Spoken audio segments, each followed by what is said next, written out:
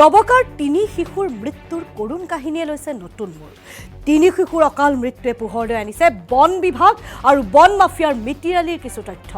ওখ ওখ সেউজীয়া পাহাৰত কেনেকৈ চলোৱা হৈছিল অবৈধ খনন কাৰ্য। অবৈধ খনন কাৰ্যৰ ফলত পাহাৰৰ নামনিতে সৃষ্টি হৈছিল বৃহৎ আকাৰৰ এটা পুখুৰী। সেই পুখুৰীটোত পৰিয়ে মৃত্যুক সাৱটি লৈছিল তিনি কণমানি শিশুৱে, যি পুখুৰীত পৰি অনাকাংক্ষিতভাৱে মৃত্যুক সাৱটি লৈছিল তিনি শিশুৱে।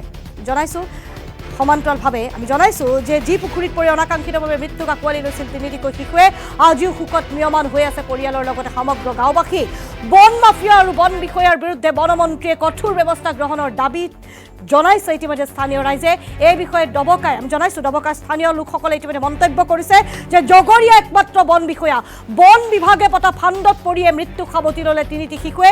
এই সমগ্ৰ ঘটনাই মৃত্যুৰ পিছতো সেই তিনি শিশুৱে উদঙাই থৈ গ'ল বন বিভাগটোৰ কিছু নগ্ন স্বৰূপ। ডবকাৰ পৰা সতীৰ্থ সাংবাদিক আব্দুল হান্নানে এক প্ৰতিবেদন যুগুত কৰিছে।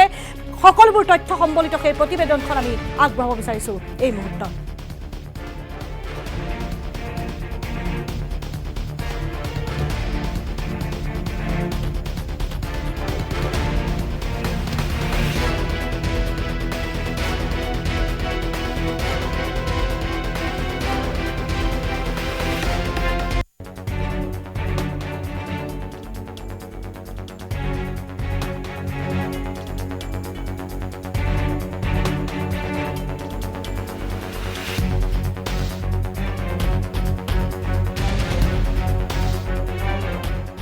ডবকাত সংঘটিত হৈছিলে। আপোনালোকে দেখা পাইছে সকলোৱে, আসাম টক্সৰ দৰ্শকসকলে, যে ডবকাৰ যিখন স্বাস্থ্যকেন্দ্ৰ আছে, ডবকা হস্পিটেলত শাৰী পাতি থোৱা আছিলে মৃতদেহসমূহ, আৰু সেই যিসমূহ মৃতদেহ শাৰী পাতি থোৱা আছিলে আৰু সেই ঘটনাটো কেনেকৈ সংঘটিত হৈছিলে, কিহৰ কাৰণে সংঘটিত হ'বলৈ পাইছিলে, আমি সৰজমিন তদন্ত কৰিবলৈ আহিলে সৰজমিন আমি প্ৰতিবেদন প্ৰস্তুত কৰিবৰ কাৰণে আহি উপস্থিত হৈছোঁ। মই পোনপ্ৰথমে মোৰ সতীৰ্থ সাংবাদিকক মই অনুৰোধ কৰিম তেওঁ দেখুৱাব যিখন অভিশপ্ত পুখুৰী বা অভিশপ্ত গাঁত আছিলে সেইখন দেখা পাইছে আপোনালোকে।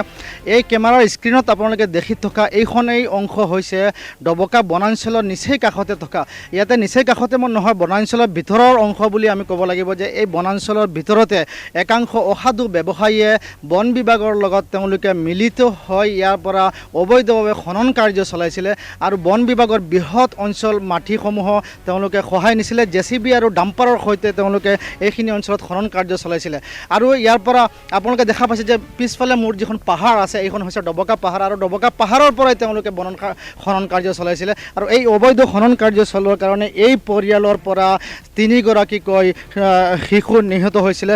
মই পোনপ্ৰথমে এগৰাকী দুৰ্ভগীয়া মাতৃৰ ওচৰত যাব বিচাৰিছোঁ। কি ক'ব, কালি এই শিশুটো পিছফালত থকা পুখুৰীতে আপোনাৰ সন্তানৰ মৃত্যু হৈছিল? হয়, মানে মোৰ ল'ৰা ছোৱালী, মোৰ ছোৱালীজনী সদায় এইপানলৈ আহে, খেলা ধূলা কৰি থাকে, সদায় ঘৰলৈ গুচি যায় খেলা ধূলা কৰি। আৰু সেইদিনাখন যে চাগে গৰমটো বেছিকৈ মাৰিছিলে, যোৱাকালি আছিলে, যোৱাকালি গৰমটো বেছিকৈ দিছিলে, পানীখিনি JCBয়ে মানে মাটি খান্দি কৰি ডাম্পাৰত উঠাই মাটিখিনি মানে দ কৰি পেলাইছে, পুখুৰীৰ নিচিনা খাল কৰি পেলাইছে। পোৱালীজনী কিজানি কিবা কৰি পেলাই চাগে অলপ জঁপিয়াই দিছিলে চাগে, গম নাপায়, মানে নাজানে ইয়াত যে দ আছে নে কি আছে গম নাপায়, জঁপিয়াই দিওঁতে মই আহি বিচাৰি আহিছোঁ সিহঁতক। বিচাৰি আহোঁতে চাওঁ যে পোৱালি দুটা পোৱালি নাই, এটা পোৱালি ছোৱালীজনী মাথা ওলাই আছে। পিছত মই কান্দি মানুহক চিঞৰি কৰি মাতিলোঁ। মাতাৰ পিছত মানে এজন 6জনমান ল'ৰা এনেকৈ মানুহ গৈ পেলাই তাত চা দি উঠাইছে, সাঁতুৰি বিচাৰি পোৱা নাই, এনেকুৱা হৈছে মানে। হয়, আৰু এগৰাকী যিগৰাকী ইয়াতে এটা ল'ৰা আছিলে, কিশোৰ আছিলে, মৃত্যু হৈছিলে। বাইদেউ আপোনাৰ ল'ৰা হয়? মোৰ ল'ৰা হয়, ই চাই পেলাই চিঞৰি আছে, দুটাইতো তলত সোমাই গ'ল। আৰু এটা চুলি অকণমান দেখা পাইছে ছোৱালীজনীৰ, মোক মাত লগাই আছে সি। মানুহখিনি কোনো নাই, মই বাহিৰলৈ আহি পেলাই কি হ'লেও কৈছোঁ, পোৱালিকেইটা বোলে সোমাই গ'ল দৌৰি কৈছে, আহিছোঁ তলত গ'লগৈ। আকৌ মানুহ মাতি কৰি পেলাই তেতিয়া হিপিয়াই ইমান খান্দি দ কৰি দিছে, গোটেই JCB লগাই মাটি নিয়ে থাকে।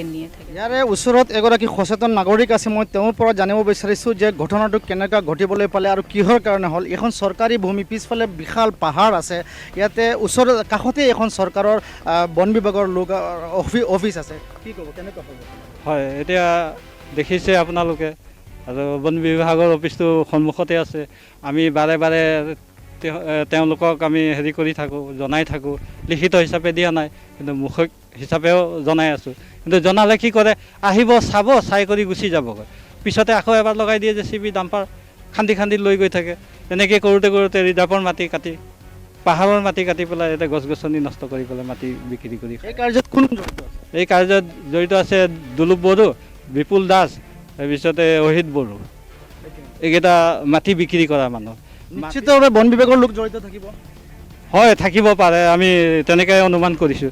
সেইকাৰণে আমি ইমানবাৰ জনাওঁতে সিহঁতে অৱহেলা কৰে। হয়, এয়া আপোনালোকে দেখা পাইছে নিশ্চিতভাৱে যে কি ফল ভুগিবলগীয়া হৈছে এইখন গাঁৱৰ, যিখন গাঁৱৰ পৰা 3গৰাকীকে শিশুৱে আৰু কিশোৰে একেলগে মৃত্যুবৰণ কৰিবলগীয়া হৈছে। ইয়াতকৈ দুখদায়ক আৰু কথা হ'বই নোৱাৰে।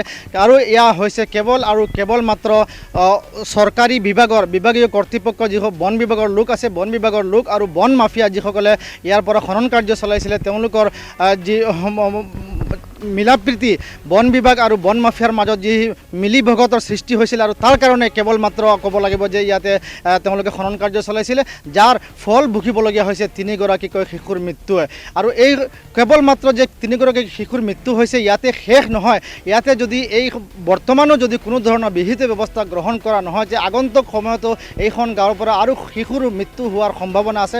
আৰু কেৱল মানুহেই নহয়, ইয়াতে জীৱ জন্তু, যিসকল ইয়াৰ স্থানীয় বাসিন্দাসকলে আমাক জনাইছে যে ইয়াতে হাতীৰ পৰা আৰম্ভ কৰি বনৰীয়া জীৱ জন্তুসকলো ইয়াৰ পৰা নামি আহোঁতে এইখন পুখুৰীত পৰি তেওঁলোকৰ মৃত্যু হোৱাৰ সম্ভাৱনা আছে।